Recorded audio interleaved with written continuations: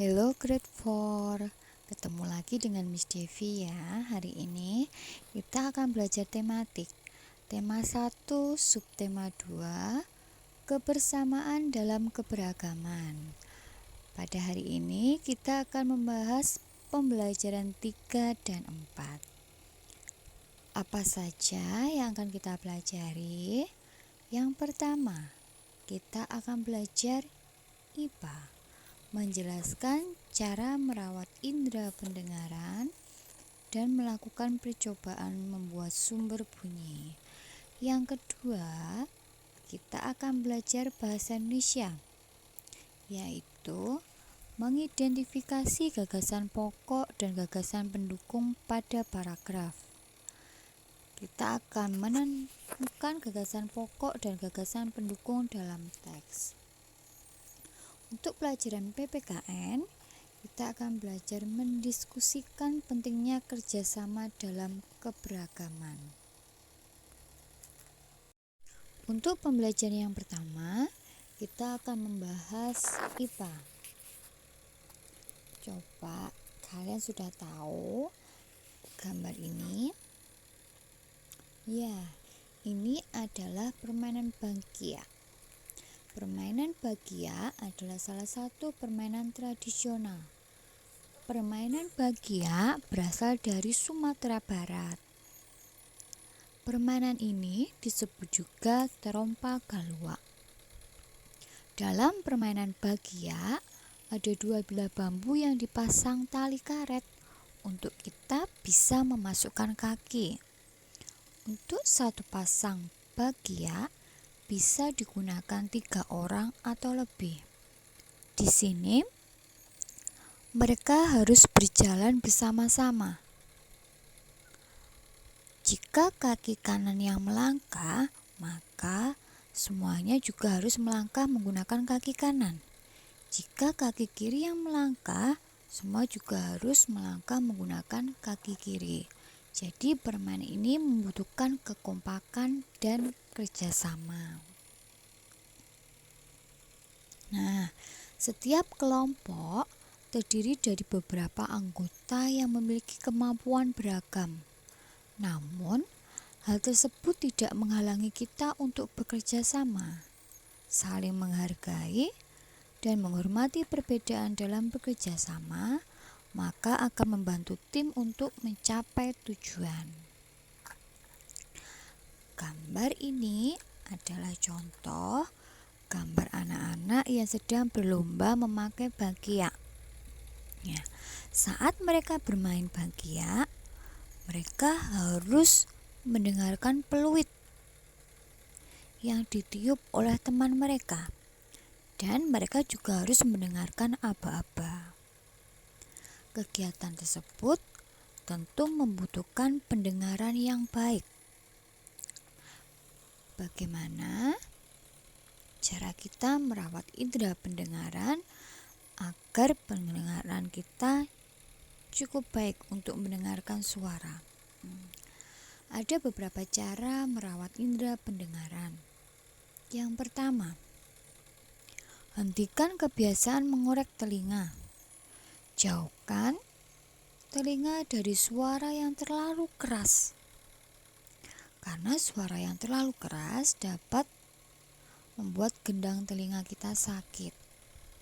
Yang ketiga, menjaga telinga agar tetap kering. Yang keempat, gunakan pelindung telinga saat dalam kebisingan. Ya, itu adalah materi IPA. Sekarang kita akan membahas pelajaran bahasa Indonesia. Kita akan mengidentifikasi gagasan pokok dan gagasan pendukung. Sekarang kalian buka buku tema 4A kalian, halaman 58. Di situ ada sebuah bacaan ringkasan yang ditulis oleh Tony. Bacaan tersebut berjudul Karapan Sapi. Masih ingatkah kamu bagaimana menentukan gagasan pokok? Untuk pembelajaran saat ini, kalian disuruh menuliskan gagasan pokok dan gagasan pendukung dari teks tersebut dalam bentuk peta pikiran. Kemudian kalian tulis pada halaman 59. Kita akan membahasnya. Pada bacaan Karapan Sapi terdiri dari 4 paragraf. Untuk paragraf yang pertama, gagasan pokok adalah Karapan Sapi merupakan salah satu tradisi masyarakat Madura. Sedangkan gagasan pendukungnya terdiri dari beberapa kalimat. Di sini kita cukup menuliskan dari satu kalimat saja, yaitu tradisi Karapan Sapi diselenggarakan setiap tahun menjelang panen. Pada paragraf kedua, gagasan pokok adalah budaya Karapan Sapi berawal dari kondisi alam dan kebiasaan masyarakat Madura. Sedangkan gagasan pendukung kita juga cukup tuliskan satu saja, yaitu kondisi alam Madura kurang subur untuk dijadikan lahan pertanian, sehingga sebagian besar masyarakat bermata pencaharian sebagai nelayan dan peternak sapi. Pada paragraf ketiga, gagasan pokoknya adalah Karapan Sapi menjadi perlombaan yang sangat digemari. Sedangkan gagasan pendukung, sebelum perlombaan berlangsung, sapi-sapi diarak mengelilingi arena pacuan dengan diiringi gamelan Madura atau yang disebut saronen. Dan pada paragraf keempat, gagasan pokoknya adalah Karapan Sapi menjadi salah satu tujuan wisata kesenian yang mampu menarik perhatian wisatawan Indonesia dan mancanegara. Sedangkan gagasan pendukungnya,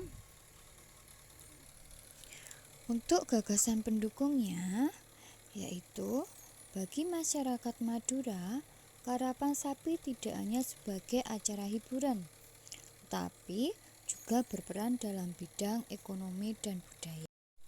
Pada pembelajaran 4, kita akan membahas bahasa Indonesia tentang menemukan gagasan pokok dan gagasan pendukung dalam teks. Coba sekarang kalian buka buku kalian di halaman 63. Di situ ada bacaan teks yang berjudul Kerjasama dalam Keragaman. Sekarang kalian baca dahulu. Kemudian kita akan membahas tentang gagasan pokok dan gagasan pendukungnya.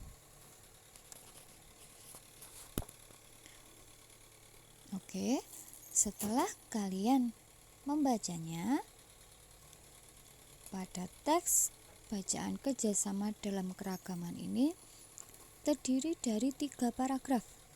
Kita akan membahasnya satu persatu. Untuk paragraf yang pertama atau paragraf 1 terdiri dari 3 kalimat. Gagasan pokok pada paragraf 1 ini berada di awal kalimat. Jadi, gagasan pendukungnya ada 2 kalimat. Untuk gagasan pokoknya, yaitu Hari Kemerdekaan RI tahun ini bertepatan dengan bulan Ramadan. Sedangkan gagasan pendukungnya berarti ada 2. Kita cukup tuliskan satu saja. Di sini Miss Devi menuliskan yaitu puasa bukan penghalang bagi Deli untuk tetap merayakan Hari Kemerdekaan. Untuk paragraf kedua terdiri dari 8 kalimat. Untuk gagasan pokoknya berada di awal kalimat, yaitu Tony, Lani, Made, dan Nina antusias mengikuti lomba sepeda hias. Sedangkan gagasan pendukungnya berarti ada 7 kalimat. Kita pilih salah satu kalimat. Di sini Miss menuliskan yaitu Tony mengusulkan untuk menghias sepeda di rumahnya. Sedangkan paragraf ketiga terdiri dari 7 kalimat. Untuk gagasan pokoknya berada di awal kalimat, yaitu pada saat mereka sedang menghias sepeda, orang tua Tony mengingatkan Nina dan Deli untuk beribadah. Sedangkan untuk gagasan pendukungnya berarti ada 6 kalimat. Di sini Miss menuliskan satu kalimat, yaitu Nina dan Deli izin sebentar ke masjid dekat rumah Tony untuk beribadah. Sekarang kita akan belajar PPKN. Di Indonesia adalah negara yang kaya akan keragaman budaya dan sosial. Salah satunya adalah keragaman agama. Di Indonesia kita mengakui 6 agama, yaitu Islam, Kristen, Katolik, Buddha, Hindu, dan Konghucu. Dari setiap agama tersebut memiliki tempat ibadah. Coba sekarang kalian perhatikan gambar berikut. Untuk gambar yang A, ini adalah gambar tempat ibadah umat beragama Islam, yaitu masjid. Gambar B adalah gambar pura. Pura adalah tempat ibadah umat beragama Hindu. Untuk gambar C adalah gambar gereja. Gereja adalah tempat ibadah umat beragama Katolik. Gambar D adalah gambar gereja. Gereja adalah tempat ibadah umat beragama Kristen. Untuk gambar E adalah gambar kelenteng. Kelenteng adalah tempat ibadah umat beragama Konghucu. Sedangkan gambar F adalah tempat ibadah umat beragama Buddha, yaitu wihara.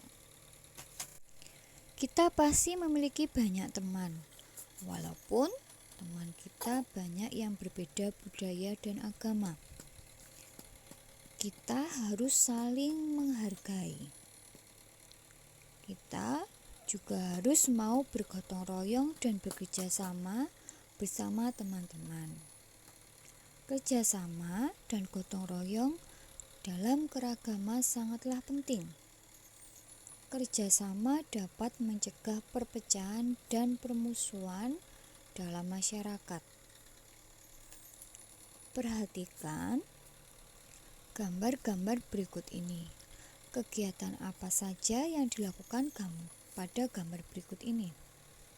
Gambar yang pertama adalah kegiatan membangun rumah. Masyarakat sekitar atau tetangga bergotong royong dan bekerja sama membangun rumah tetangga mereka. Untuk gambar yang kedua adalah contoh kegiatan kerja bakti. Masyarakat saling bergotong royong dan bekerja sama membersihkan lingkungan mereka. Gambar yang ketiga adalah gambar orang-orang yang sedang melakukan ronda malam atau siskampling. Siskampling kepanjangan dari Sistem Keamanan Lingkungan.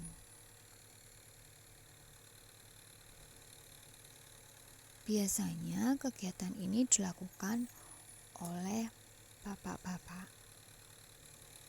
Untuk gambar yang keempat adalah gambar sebuah keluarga yang sedang melakukan kegiatan kerja bakti membersihkan rumah mereka.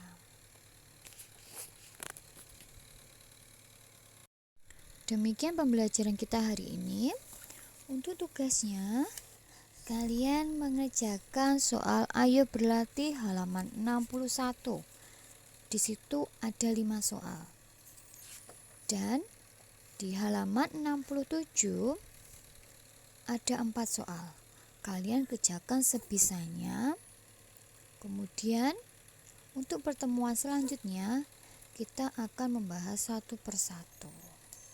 Oke, untuk hari ini ucapkan terima kasih sudah memperhatikan pembelajaran hari ini. Dan kita semua harus tetap terus semangat meskipun kita belajar di rumah. Oke, jangan lupa kalian harus menaati perintah orang tua. Oke, bye-bye.